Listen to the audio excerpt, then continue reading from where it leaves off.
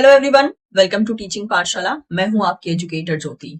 तो आपकी रिक्वेस्ट पे जो है मैं फिलहाल में ये एक वीडियो लेकर आ गई हूं जिसमें कि हम डीबीटी के सिलेबस के बारे में डिस्कस करेंगे। ये जो सिलेबस है पिछले 4 से 5 साल से सेम टू सेम ही है, इसमें कोई भी चेंजेस नहीं किया है।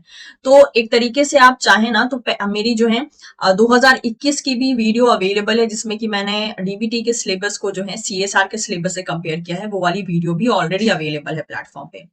लेकिन आपने क्योंकि रिक्वेस्ट किया कि आप फिर से एक बार डिटेल में डिस्कस करके बता दीजिए कितना नया प्रिपेयर करना है, कितना सीएसआईआर से हो जाएगा, तो मैंने सोचा कि चलिए इस बारे में डिस्कस करते हैं। तो आई थॉट कि क्या पता इन्होंने सिलेबस में कुछ चेंजेस किया होगा, बट सिलेबस में कोई भी चेंजेस नहीं है। सिलेबस एग्जैक्ट वही है जो आज से 4 से 5 साल पहले था। सब कुछ मैंने देख लिया। इनफैक्ट सिलेबस को डाउनलोड करने का लिंक तक वही है जो कि आज से 4 से 5 साल पहले हुआ करता था। ठीक है, तो there is no change in syllabus. तो आज की वीडियो में जो है हम एक तरीके से जो है सिलेबस को डिस्कस करेंगे और उसके बाद जो है पेपर पैटर्न को डिस्कस करेंगे। ठीक है, कि आपका पेपर पैटर्न क्या होने वाला है डीबीटी का, कितने क्वेश्चन की आपको पता है कि इसमें जो है ए एंड बी पार्ट, मतलब कि ए एंड बी सेक्शन आता है। ठीक है, तो बोला गया है कि ए सेक्शन में आपको 50 क्वेश्चन करने होते हैं। ठीक है, बी क्वेश्चन में भी कितने क्वेश्चन करने होते हैं वो हम अभी फिलहाल में देखेंगे। और आपको पता है कि इसमें आने वाले सारे के सारे जो क्वेश्चन होते हैं वो 3 मार्क्स के होते हैं और नेगेटिव आपको 1 मार्क्स का किया मतलब कि दिया जाता है कि अगर आपके क्वेश्चन गलत हो जाते हैं तो उसके बारे में हम डिस्कस करेंगे। इसके अलावा जो है हम डीबीटी को जो है हम कंपेयर करेंगे सीएसआईआर के सिलेबस से। तो अभी तो फिलहाल में आप कह सकते हो कि हमारे फिंगर टिप पे याद हो गया कि सीएसआर का सिलेबस क्या है, कौन कौन सी यूनिट है। तो एक बार हम डीबीटी से भी उसको कंपेयर करेंगे और देखेंगे कि कितना परसेंट सिलेबस मैच हो रहा है और आपको क्या नया प्रिपेयर करना चाहिए और वो प्रिपरेशन करना भी चाहिए या नहीं करना चाहिए, इस बारे में भी बात करेंगे। तो ये वीडियो एक फुल पैक वीडियो होने वाला है जो आपके सारे ही सवालों का जवाब दे देगा जो आपने मेरी पिछले वीडियो के कमेंट सेक्शन में पूछा था। तो मेक श्योर अगर आप चैनल पे नए हो तो चैनल को सब्सक्राइब कर लीजिए, बिकॉज इस चैनल पे जो है डिफरेंट डिफरेंट जो कॉम्पिटेटिव एग्जामिनेशन होते हैं पीएचडी वगैरह के लिए, उसके लिए जो है कंटेंट साथ ही साथ इन्फॉर्मेशन प्रोवाइड किए जाते हैं along with the PhD updates. और साथ ही साथ जो लाइफ साइंस से रिलेटेड जॉब अपडेट्स होते हैं वो भी आपको यहाँ पे प्रोवाइड किए जाते हैं। तो चलिए वन बाय वन हम देख लेते हैं। तो मैं, आप देख सकते हैं कि मैं फिलहाल में गूगल पे हूँ, बिकॉज मैं चाहती हूँ कि आपको भी पता हो कि अगर आपको कोई सिलेबस डाउनलोड करना है तो आपको किस तरीके से आगे प्रोसीड करना चाहिए। तो आप यहाँ पे देख सकते हैं मैंने यहाँ पे डीबीटी सिलेबस लिखा है। ठीक है, और मैं यहाँ पे एंटर कर दी हूँ। मेरे पास पहला ही ऑप्शन चला आया है ये वाला, जो कि है रीजनल सेंटर फॉर बायोटेक्नोलॉजी। ठीक है, ये है इनकी ऑफिशियल वेबसाइट जहां पे आपको मैक्सिमम इंफॉर्मेशन मिल जाता है। तो हमको क्या करना है, हमको इनके सिलेबस पे जो है इस लिंक पे हम क्लिक करते हैं ना, देखिए जैसे इस पे हमने क्लिक किया सिलेबस फॉर डीबीटी एग्जामिनेशन, तो ये देख सकते हैं आप, आपके सामने ये सिलेबस ओपन हो गया। अब आप बोलोगे कि कैसे पता करें कि ये वही सिलेबस है जो फिलहाल में डीबीटी 2025 में बोला गया है। तो देखिए सिलेबस का एक बार लिंक देख लीजिए आप। ठीक है, एक बार लिंक इसको ध्यान से देखिए और मैं अब आपको ऑफिशियल नोटिफिकेशन दिखाती हूँ। ओके, और ये लिंक देखिए। ठीक है, आप देख सकते हैं यहाँ पर जो लिंक है ना, इसमें 2021 मेंशन किया है। और अगर हम इनकी जो हमने सिलेबस जो डाउनलोड किया है फिलहाल में, इसमें भी देखिए वही है 2021 का। तो सिलेबस सेम ही है, 2021 वाला भी सिलेबस सेम था, अभी वाला भी सिलेबस सेम है। इनफैक्ट इस टाइप के जो कॉम्पिटेटिव एग्जाम होते हैं ना, उसके मोर और लेस सिलेबस हमेशा ही सेम रहते हैं। पिछले 8-9 साल से ही आप देख लीजिए सीएसआर के सिलेबस में कोई चेंजेस नहीं आया है। वो एज इट इज जैसा सिलेबस आज से 10 साल पहले था अभी भी वही सिलेबस है सीएसआर का भी। Same goes with GATE, same goes with DBT. तो कोई चेंजेस नहीं आए हैं। जैसे काफी बच्चे बोल रहे थे मैम 2025 के लिए बना दीजिए, कुछ चेंजेस आए, कोई चेंजेस नहीं आया है। एग्जैक्ट सब कुछ सेम है जो आज से 4-5 साल पहले था। तो ये वीडियो चाहे अगर आप डीबीटी 2026 का एग्जाम दें, डीबीटी 2027-28, अनटिल और अनलेस सिलेबस में चेंज ना आए तब तक ये सिलेबस आपके लिए जो है सेम ही रहेगा। ठीक है, अब 2026 में अगर चेंज करते हैं ये तो वो बात अलग है, और अगर नहीं करते हैं तो आप इसी वीडियो को जो है 2026 के लिए भी इस्तेमाल कर सकते हैं और same goes with the upcoming year. तो चलिए अब टाइम वेस्ट ना करते हुए हम सिलेबस को ध्यान से समझ लेते हैं। तो मैंने इसका पीडीएफ डाउनलोड कर लिया है। ठीक है, ओके, तो चलिए वन बाय वन समझते हैं हम। So syllabus for the DBT JRF BET examination. तो अगर हम पहले बात करें तो ये जो एग्जामिनेशन है इसमें जो आपका क्वेश्चन पेपर आएगा ना, वो आएगा पार्ट ए नाम से और पार्ट बी नाम से। ठीक है, पार्ट ए में आपको general aptitude and general biotechnology दिया जाएगा, जबकि पार्ट बी में आपको जनरल प्लस स्पेशलाइज्ड ब्रांचेस दिए जाएंगे बायोटेक्नोलॉजी के। लेकिन ध्यान दीजिएगा, ऐसा नहीं है कि लाइफ साइंस से रिलेटेड या बायोटेक्नोलॉजी से रिलेटेड क्वेश्चन पार्ट ए में नहीं मिलते हैं, पार्ट ए में भी देखने को मिलते हैं। ठीक है, अगर आप चाहते हैं कि मैं पिछले साल का डीबीटी का पेपर एक बार एनालिसिस करके आपको बताऊं, तो आप मुझे जो है कमेंट सेक्शन में बता सकते हैं। पेपर एनालिसिस से क्या होगा, आपको एक रफ आइडिया लग जाएगा कि कितने एरिया से सवाल पूछे जा रहे हैं, स्पेसिफिकली पार्ट ए में किस टाइप के सवाल पूछे जा रहे हैं, पार्ट बी में किस टाइप के सवाल पूछे जा रहे हैं। तो अगर आपको एक एनालिसिस वीडियो चाहिए जिसमें कि हम सिर्फ क्वेश्चन का एनालिसिस करें, तो जस्ट लेट मी नो। और अगर आप वो अपने एंड से कर सकते हैं तो और भी अच्छा है। ठीक है, पार्ट ए में जो है कंपलसरी क्वेश्चन होंगे 50 एमसीक्यू। तो पार्ट ए में 50 क्वेश्चन आएंगे और आपको 50 के 50 ही करने होंगे। ठीक है, क्योंकि ये कंपलसरी है। और ये जो क्वेश्चन होंगे वो होंगे जनरल साइंस से, मैथमेटिक्स से, chemistry, general aptitude, analytical, quantitative ability, general biotechnology से। जैसे मैंने कहा था, इससे भी बायोटेक्नोलॉजी पूछी जाएगी। तो ये मत समझिए ये सीएसआर के पार्ट ए जैसा, ये बिल्कुल नहीं होता है। कुछ एक आध क्वेश्चन जनरल एप्टीट्यूड के होंगे, बट कुछ क्वेश्चन आपको लाइफ साइंस के भी मिल जाएंगे, बायोटेक्नोलॉजी के मिल जाएंगे, केमिस्ट्री के, मैथ्स के, जनरल साइंस के आपको क्वेश्चन भी मिल जाएंगे पार्ट ए में। इसलिए मैंने कहा पेपर एनालिसिस जरूरी है। पार्ट बी की बात करें तो पार्ट बी में जो है टोटल क्वेश्चन आपको दिए जाएंगे 150 क्वेश्चन।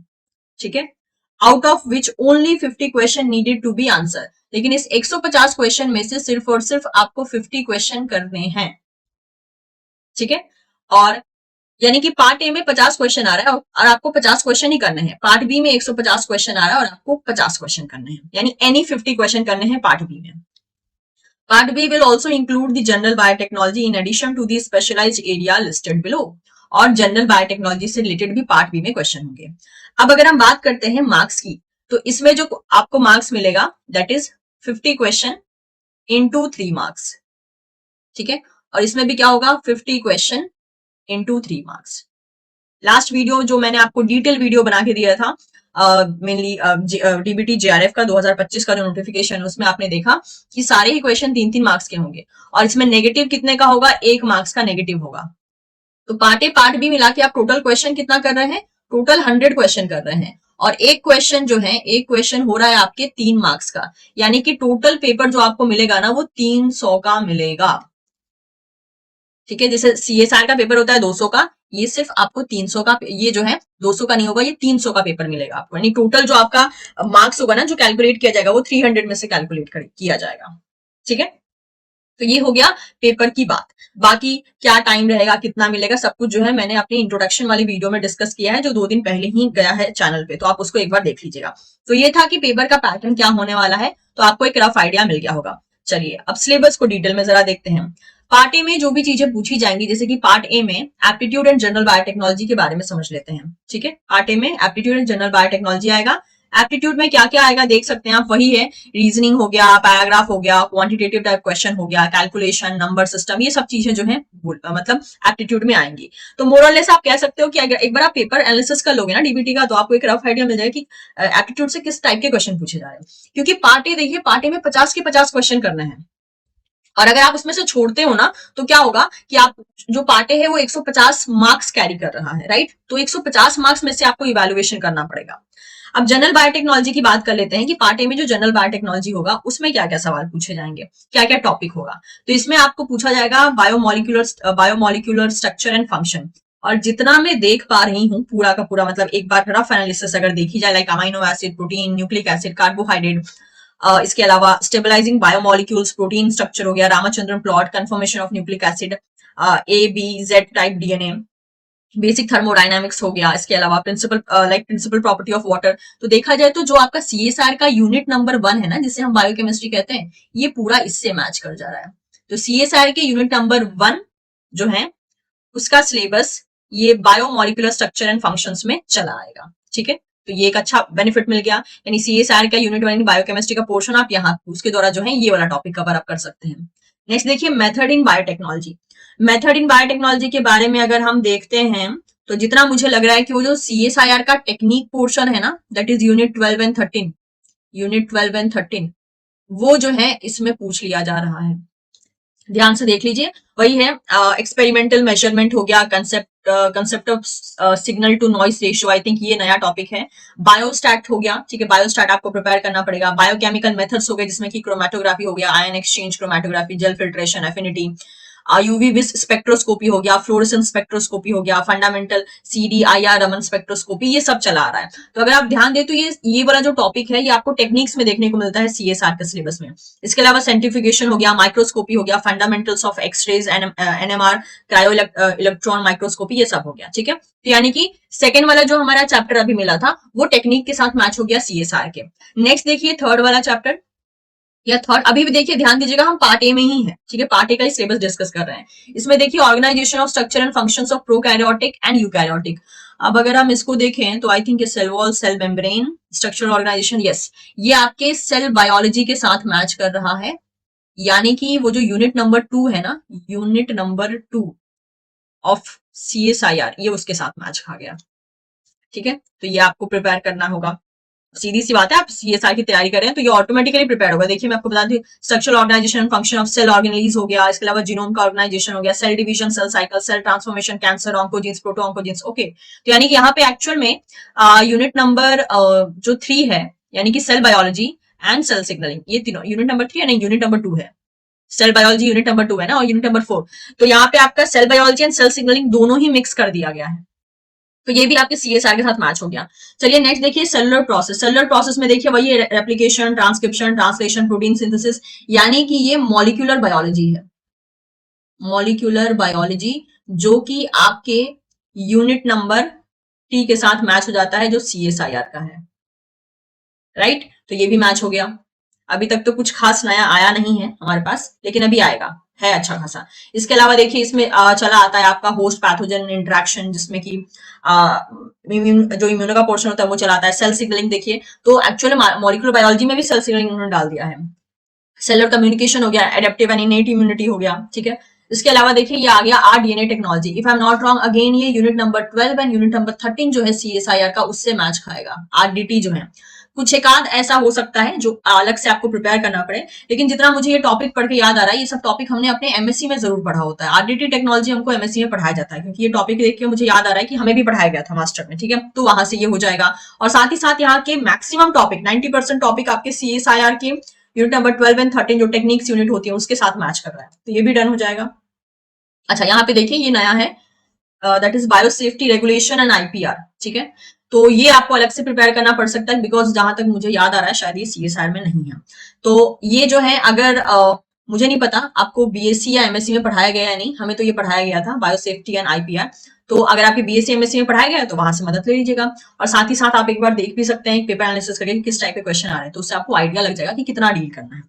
अगला टॉपिक देखिए जेनेटिक्स, फाइलोजेनी एंड इवोल्यूशन। मतलब इसमें जेनेटिक्स भी चला आया है, इवोल्यूशन और कुछ हद तक यूनिट 9 भी चला आया है CSIR का। ठीक है, तो इसमें CSIR का आपका चला आता है जेनेटिक्स यूनिट। ठीक है, यूनिट नंबर 8 चला आता है, phylogeny unit number 9 and evolution unit number 11। तो CSR का ये यूनिट इसमें मिक्स होके चला आता है, जिसमें कि आप देख सकते हैं सिलेबस को अगर मैं देखती हूँ, वही ये क्रोमोसोमल इनहेरिटेंस हो गया, extra chromosomal inheritance, gene concept हो गया, genetic analysis, mutations, DNA fingerprinting, species concept, phylogenetic analysis. ठीक है, अब आता है कुछ नया जो कि है जीनोमिक्स एंड प्रोटियोमिक्स। अब जीनोमिक्स एंड प्रोटियोमिक्स को देखा जाए तो इस टाइप के टॉपिक एग्जैक्टली आपको CSR में देखने को नहीं मिलते हैं।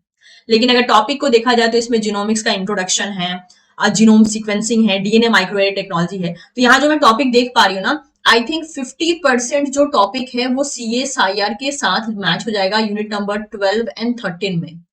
और शायद इसमें से जैसे कि आप देख सकते हैं, डिलीटेरियस म्यूटेशन हो गया, पॉलीमॉर्फिज्म हो गया, होमोलॉजी हो गया, यानी कुछ टॉपिक यहाँ यूनिट 11 से मैच होगा, एंड कुछ टॉपिक आपका जेनेटिक्स यानी यूनिट 8 से भी मैच होगा, और 12 और 13 से तो मैच हो ही रहा है। बाकी अगर देखा जाए, restriction map, assembly model organism, project comparative genomics, yes, तो यहाँ पे जो 50% पोर्शन है ना, मतलब ये जो जीनोमिक्स एंड प्रोटियोमिक्स का है, वो आपका CSR से मैच कर जा रहा है यूनिट नंबर 12, 13, 11, 8 से।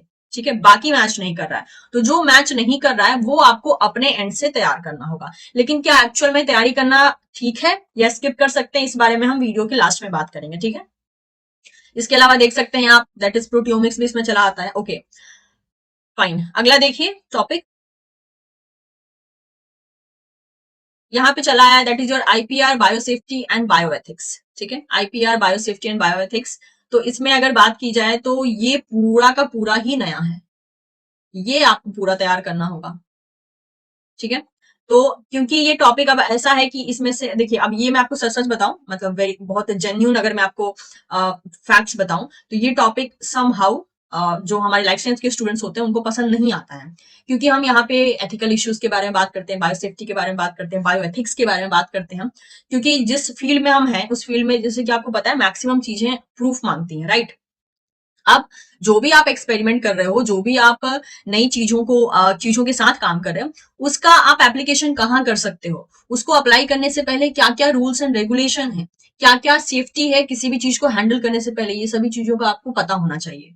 वही सारी बातें यहाँ पे लिखी गई हैं, रूल्स अमेंडमेंट, क्या क्या अलग अलग टाइप के केसेस होते हैं, उसको आपको फॉलो अप करना है, इन्हीं सब चीजों से रिलेटेड है। कौन कौन से एक्ट क्या कब हुए थे, किस प्रॉब्लम के कारण कौन सा एक्ट जो है रिलीज किया गया था, उसको किस केस में फॉलो किया जाता है, कौन सी कंट्री में क्या फॉलो किया जाता है, ये सारी चीजें, और कौन से ऑर्गेनिज्म को यूज करने में क्या खतरा है या उनके साथ क्या सावधानी बरतनी चाहिए, ये सारे के सारे कंसेप्ट इसमें चले आते हैं। तो ये टॉपिक समहाउ ज्यादा बच्चों को नहीं पसंद आता है, इंक्लूडिंग इवन जब मैं भी अपना बीएससी एमएससी कर रही थी तो मुझे ये टॉपिक पढ़ाया गया था, बट समहाउ कुछ खास दोस्ती नहीं थी इस टॉपिक से। हम बस पढ़ते थे ताकि पास हो जाए, क्योंकि एक्चुअल में ये टॉपिक थोड़ा सा टफर साइड में भी हो जाता है, क्योंकि इसमें बहुत से लीगल टर्म्स वगैरह चले आते हैं। तो आप लोग देख लीजिए, मतलब क्वेश्चन पेपर आप एनालिसिस जरूर कीजिएगा ताकि आपको आइडिया लग सके कि हाँ कहाँ पे एक्चुअल में फोकस करने पे काम चल जाएगा। ठीक है, तो ये पूरा का पूरा नया टॉपिक है, ये आपको तैयार करना होगा। नेक्स्ट अगर बात करते हैं, देखिए अभी तक पार्ट ए चल रहा था, तो आपने देखा कितना ह्यूज टॉपिक, ह्यूज जो है सिलेबस है पार्ट ए का भी। कहने को 50 क्वेश्चन उसमें से करने हैं, लेकिन उसमें से 90% सिलेबस लाइफ साइंस का पोर्शन है। जनरल एप्टीट्यूड का बस नाम भर का है छोटा सा पोर्शन, बाकी सब लाइफ साइंस का ही पोर्शन है। तो पार्ट ए में भी लाइफ साइंस आपका मतलब कि बायोटेक्नोलॉजी आपका मैक्सिमम पूछा जाएगा। पार्ट बी की बात कर लेते हैं। पार्ट बी में स्पेशलाइज्ड ब्रांचेस इन बायोटेक्नोलॉजी चला आता है। पहला चलाया एग्रीकल्चर बायोटेक्नोलॉजी, जिसमें कि plant biology, physiology, molecular biology and seed technology, ये सब कुछ चलाया। तो जितना मैं देख पा रही हूँ ये टॉपिक सीएसआर से मैच कर रहा है। हार्मोनल कंट्रोल, वनलाइजेशन, ये भी सीएसआर से मैच कर रहा है। Photosynthesis, C3 C4 camp pathway, again CSR से मैच। Nitrogen fixation, CSIR। बाकी देख लेते हैं। इसके अलावा biosynthesis of secondary metabolites, transduction, basic concept, phospholipids, इसमें कुछ पोर्शन सीएसआर का है, कुछ सेल सिग्नलिंग का है। Light control of plant molecular mechanism, light perception, again CSIR। Solute transport, CSIR। ठीक है, तो मुझे लग रहा है ये वाली जो टॉपिक है, आई मीन टू से ये प्लांट बायोलॉजी, ये पूरा CSR से मैच कर रही है। प्लांट माइक्रोब इंट्रैक्शन, ठीक है, सीड साइंस, यस। बस ये जो लास्ट वाला टॉपिक है ना इस पर्टिकुलर सब्जेक्ट का, ये सीड साइंस एंड टेक्नोलॉजी, ये CSR में नहीं है, तो ये आपको अपने एंड से रेडी करना होगा। अगला देखते हैं, tissue culture, transgenic technologies and biotechnology. इसमें अगर देखा जाए तो आई थिंक इसका कुछ टॉपिक आपको यूनिट 12 एंड यूनिट 13 में मिल जाएगा CSIR का। मे बी शायद 20 to 30% ओनली, जितना मुझे दिख रहा है। जैसे कि टोटी पोटेंसी हो गया, माइक्रो प्रोपोगेशन हो गया, production of alkaloid and other secondary metabolite, direct transformation of protoplast. इसके अलावा promoter, plant selector marker, genetics, engineering of crops, codon optimisation in the expression of genes in plants. Okay, तो इसमें maximum portion नया है, आपको hardly 20 to 30% आपको CSR से match मिलेगा। नेक्स्ट देखिए, मॉलिक्यूलर ब्रीडिंग एंड जीनोमिक्स। इसमें का भी कुछ पोर्शन आपको यूनिट नंबर 12 एंड 13 के साथ मिलेगा, लेकिन ज्यादा नहीं। जितना मुझे दिख पा रहा है आई थिंक हार्डली 30% CSR से मैच कर रहा है ये। ठीक है, तो ये आपको अगेन नया अपनी तरफ से तैयार करना होगा। नेक्स्ट देख सकते हैं abiotic and biotic stress physiology, तो ये आपका CSR से मैच कर जाएगा पूरा का पूरा, क्योंकि दोनों ही टॉपिक हैं CSR में। Next biodiversity. ओके, तो ये बायोडाइवर्सिटी में मेनली आप देख सकते हैं बायोडाइवर्सिटी एक्ट हो गया, लीगलाइजेशन हो गया, इम्पैक्ट ऑफ जी क्रॉप्स। तो ये कहने को ये टॉपिक CSR में है, बट एक्चुअल में मतलब इस ब्रॉडर सेंस में नहीं है। वहां पे हम कुछ और बायोडाइवर्सिटी पढ़ते हैं। तो जो आपको यूनिट नंबर 9 है ना, डाइवर्सिटी इन लाइफ फॉर्म, वहां से आपको कुछ टॉपिक यहाँ देखने को मिल जाएगा। तो वहां से जो है CSR का जो यूनिट नंबर 9 है उससे ये 50% टॉपिक मैच खाएगा। ठीक है, नेक्स्ट देखिए एनिमल बायोटेक्नोलॉजी। एनिमल बायोटेक्नोलॉजी में एनिमल फिजियोलॉजी एंड बायोकेमिस्ट्री चला आएगा, जिसमें कि hormone, cell interaction, endocrine system. Okay, I think इसमें जो है आपका कुछ पोर्शन यूनिट नंबर 7 से चला आएगा, दैट इज एनिमल फिजियोलॉजी से चला आएगा, जो कि CSR का पार्ट होता है। कुछ टॉपिक आपका यूनिट 12 एंड 13 से चला आएगा, एंड कुछ पोर्शन आपका यूनिट 1 से चला आएगा, जो कि एंजाइम रिलेटेड रेगुलेशंस हैं, वो यूनिट 1 से चले आएंगे। ठीक है, तो एनिमल बायोटेक्नोलॉजी का सब कुछ तो मैच नहीं हो रहा है, इम्यूनोलॉजी इसमें चलाया, एनिमल पैरासिटोलॉजी हो गया, एनिमल वायरोलॉजी हो गया, इम्यूनोलॉजी हो गया, पैथोलॉजी हो गया। इम्यूनोलॉजी, पैथोलॉजी, एनिमल जेनेटिक्स, ये सब आपको जेनेटिक्स में पढ़ने को मिल जाएगा। इम्यूनोलॉजी में पढ़ने को मिल जाएगा। मॉलिक्यूलर मेडिसिन एंड सर्जरी ये नया हो गया। मॉलिक्यूलर डायग्नोस्टिक ये आपका थोड़ा बहुत मैच खाएगा सीएसआर के सिलेबस से। रिसर्च मेथोडोलॉजी आपका यूनिट 12 एंड 13 का पार्ट हो जाएगा, ठीक है। MTech biotechnology, biochemical engineering and industrial biotechnology, ये काफी नया है, ये पूरा ही नया है, ठीक है, दिस इज न्यू। जिसमें कि मैथमेटिक्स का इंट्रोडक्शन, इंजीनियरिंग प्रिंसिपल्स, ये सब चले आते हैं। तो इंजीनियरिंग प्रिंसिपल एक ऐसा टॉपिक होता है जो कि समहाउ आपको टारगेट करना पड़ता है अगर आपकी स्कोरिंग अच्छी होनी, मतलब अगर आप चाहते हैं कि आपका स्कोरिंग अच्छा होना चाहिए तो। जिसमें कि डाउनस्ट्रीम प्रोसेसिंग हो गया, bio process engineering and technology हो गया, bio process in plant design हो गया, थर्मोडायनेमिक्स इन बायोलॉजिकल सिस्टम हो गया, bio informatics and computational biology, इसका भी मैथ्स पोर्शन आपके लिए नया होगा बिकॉज ये सीएसआई में नहीं है। अगेन इसको जहां तक मुझे पता है, बायो इन्फॉर्मेटिक्स को हमको तो बीएससी एमएससी दोनों में पढ़ाया गया था, और जितना मैं सिलेबस देख पा रही हूँ 50% से ज्यादा सिलेबस वही वाला है, बीएससी एमएससी वाला ही है। वही कोई 20% मुझे लग रहा है कुछ नया है, बाकी सब वही है जो हमें बीएससी एमएससी में पढ़ाया गया। तो अगर आपने पढ़ा है तो आपको बेनिफिट हो जाएगा। तो आप अपने बीएससी एमएससी के सिलेबस को एक बार जो है, मेनली जो बायो इन्फॉर्मेटिक्स का सिलेबस है उसको एक बार रिवाइज कर सकते हैं। इन्वायरमेंटल बायोटेक्नोलॉजी है, तो इसमें आई थिंक इसमें का कुछ पोर्शन आपको सीएसआर के यूनिट 10 के साथ मिल जाएगा। यूनिट 10 के साथ जो है यहाँ पर मिल जाएगा, लेकिन सारे टॉपिक नहीं मिलेंगे। तो जो नए टॉपिक हैं आपके लिए वो आपको अगेन फिर से प्रिपेयर करना होगा, that is in environmental biotechnology. Now coming to the marine biotechnology, again पूरा नया है, ये आपको तैयारी करना पड़ेगा। नेक्स्ट मेडिसिनल बायोटेक्नोलॉजी, जिसमें कि वैक्सीनोलॉजी हो गया, इम्यूनोटेक्नोलॉजी हो गया, सीएमआई इमेजिंग टेक्निक, इसमें से कुछ पोर्शन आपको सॉरी कुछ पोर्शन आपको सीएसआर के सिलेबस में मिलेगा, कुछ पोर्शन नहीं मिलेगा इस टॉपिक का। बहुत कुछ है, बहुत ज्यादा लंबा सिलेबस है ये, देखिए।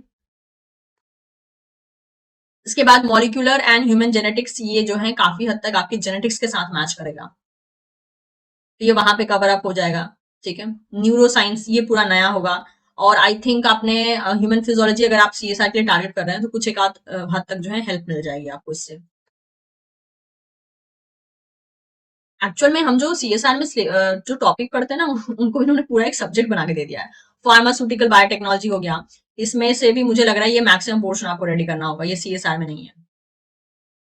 ओके, तो आप देख सकते हैं कि काफी हद तक जो पार्ट बी का जो पोर्शन था ना, जैसे कि मैं पार्ट ए की बात करती हूँ, तो पार्ट ए का लगभग जो मैं रफली देख पाई, लगभग 80% पोर्शन सीएसआईआर के साथ मैच कर गया। लेकिन जो पार्ट बी है, पार्ट बी का if I am not wrong सिर्फ 30% पोर्शन जो है सीएसआईआर के साथ मैच किया, बाकी 70% पोर्शन नया है यहाँ। तो पार्ट बी में तो थोड़ा सा आपको हेल्प मिल जाएगा, पार्ट ए में आपको थोड़ा हेल्प मिल जाएगा सीएसआर के सिलेबस से। पार्ट बी वाला जो पोर्शन है उसमें बहुत कुछ नया आपको रेडी करना होगा। अब ये सवाल आता है क्या सब कुछ नया रेडी करना होगा? तो देखिए, हम बात कर लेते हैं रिस्क कैलकुलेशन की, ठीक है। पार्ट बी में क्योंकि आपके 150 क्वेश्चन आ रहे हैं और आपको सिर्फ और सिर्फ एनी 50 करना है, तो ये तो श्योर है कि हम सब कुछ पार्ट बी में टारगेट नहीं कर सकते हैं। और जितनी जल्दी ये एग्जाम होने वाला है उसके अकॉर्डिंग तो अभी तो बिल्कुल भी ऐसा टाइम नहीं है कि सब कुछ टारगेट किया जाए। तो आपको इतना स्मार्ट सिलेक्शन करना है कि आप ऐसे यूनिट्स का या ऐसे सब्जेक्ट का सिलेक्शन कीजिए पार्ट बी में जिसको कि अभी फिलहाल में प्रिपेयर करना पॉसिबल हो। क्योंकि पेपर जो आएगा 150 क्वेश्चन का आएगा, उस 150 में सारे एरिया से क्वेश्चन होंगे जो पार्ट बी में दिया है, लेकिन हम तो वो 150 क्वेश्चन करेंगे नहीं, हम एनी 50 करेंगे। तो उसी के अकॉर्डिंग कुछ बंच ऑफ ऐसे सब्जेक्ट आप रेडी कर लीजिए जिससे कि 50 नंबर स्कोर करना पॉसिबल हो, सॉरी 50 क्वेश्चन को सही करना पॉसिबल हो। और जो ऐसा सब्जेक्ट पार्ट बी में दिया गया है जो कि एकदम मतलब इम्पॉसिबल टू टारगेट है, स्पेशली जब आप सीएसआईआर गेट बाकी सब चीजों को एक साथ लेके चल रहे हो, तो उस सब्जेक्ट को आप स्किप कर दीजिएगा, ठीक है। तो उस बात का ध्यान रखिएगा, ये चीजें जो है इसी तरीके से आपको फॉलो अप करना है, क्योंकि सब कुछ तो टारगेट करना इम्पॉसिबल है। जितना ह्यूज सिलेबस है, मुझे लग रहा है एक साल भी दे दिया जाए तो भी उस एक साल में इतना कुछ प्रिपेयर नहीं होगा जितना उन्होंने बोला है। तो जितना हो जाए उतना अच्छा। पार्ट ए में माइट भी आप मैक्सिमम स्कोर कर पाएंगे, बट पार्ट बी के लिए आपको मेहनत करनी होगी क्योंकि इसका सिलेबस ज्यादा हद तक मतलब कि सीएसआर से मैच नहीं हो पा रहा है, 30 to 40% ही मैच हो पा रहा है। तो आपका ये काम होगा आप कि कौन सा जो यहाँ पे टॉपिक दिया है जो आपके एंड से हैंडल किया जा सकता है, आप उसको प्रिपेयर कर सकते हो, आप उसको जो है टारगेट कर लीजिए और उसके बेसिस पे जो है फाइनली आप अपना प्रिपरेशन कीजिए। यही सजेशन होगा। अब रही बात, जैसे कुछ बच्चे कह रहे थे कि मैम क्या आप लोग भी अपना कोर्स शुरू करोगे? तो हर बार तो हम अपना कोर्स शुरू करते ही हैं डीबीटी का। इस बार भी आपको अपडेट मिल जाएगा जब भी शुरू किया जाएगा। कंबाइंड कोर्स तो हम रन कर रहे हैं, सेपरेट कोर्स कोई डीबीटी का मतलब लॉन्च होगा या नहीं, इसके बारे में आपको जो है आने वाले टाइम में जो है बता दिया जाएगा। मोस्ट प्रोबेबली सेपरेट कोर्स भी हो सकता है लॉन्च किया जाएगा, बट जो भी होगा आपको आने वाले टाइम में बता दिया जाएगा। क्योंकि हमारा जो प्लेटफॉर्म है वेदमी, वहां पे भी हम डीबीटी के कोर्सेज चलाते हैं। तो ये था सारा का सारा डिटेल। फिर भी आपके पास कोई डाउट हो तो कमेंट सेक्शन में आप बता सकते हैं। हमने पूरा यहाँ पे पूरा का पूरा टैली का, इसलिए ये वीडियो भी थोड़ा लंबा होगा क्योंकि हमने पूरा का पूरा टैली करने की कोशिश किया कि यस कौन सा पार्ट सीएसआर के साथ मैच कर रहा है, कौन सा नहीं कर रहा है, और कितना नया पार्ट है। अब जैसे मान लीजिए जो सेल्फ प्रिपरेशन वाले स्टूडेंट होंगे कि मैम पार्ट बी कहाँ से तैयारी करें, ठीक है, तो देखिए जो सब्जेक्ट है ना उस सब्जेक्ट रिलेटेड आपको कुछ बुक्स देखनी होंगी, क्योंकि अभी कोई ऐसी रेफरेंस बुक अवेलेबल नहीं है मार्केट में जो एग्जैक्ट डीबीटी के सिलेबस को टारगेट करती हो। जैसे कि आप अगर देखें तो सीएसआर के लिए बहुत सारी अलग अलग बुक्स हैं, राइट, पाथ फाइंडर है, बाकी सब बुक्स हैं जो कि सीएसआर स्पेसिफिक सिलेबस को टारगेट करती हैं। डीबीटी के लिए ऐसा कुछ खास आपको मार्केट में मिलेगा नहीं। तो अगर आप सेल्फ स्टडी भी करते हैं तो उस रेस्पेक्टिव बुक्स को, मतलब जो सब्जेक्ट है उसके रेस्पेक्टिव बुक्स को आपको सर्च करना होगा और देखना होगा कि जो बुक आप सेलेक्ट कर रहे हो उसमें क्या मैक्सिमम सिलेबस मैच हो रहा है या नहीं हो रहा है। हो सकता है एक बुक से मदद ना मिले, आपको 2-3 बुक प्रेफर करना पड़े, तो लेकिन आपको इसी तरीके से चीजों को आगे लेकर चलना होगा। तो ये था सारा का सारा डिटेल। फिर भी आपके पास कोई सजेशन हो, कोई डाउट हो, कोई रिक्वेस्ट हो, आप कमेंट सेक्शन में बता सकते हैं। एंड वीडियो पसंद आया हो तो आप वीडियो को लाइक कर सकते हैं, चैनल को सब्सक्राइब कर सकते हैं, और आने वाले टाइम में जो है इसी टाइप की वीडियो जो है आपको मिलती रहेंगी। Thank you so much, will see you soon in the next session. Bye bye.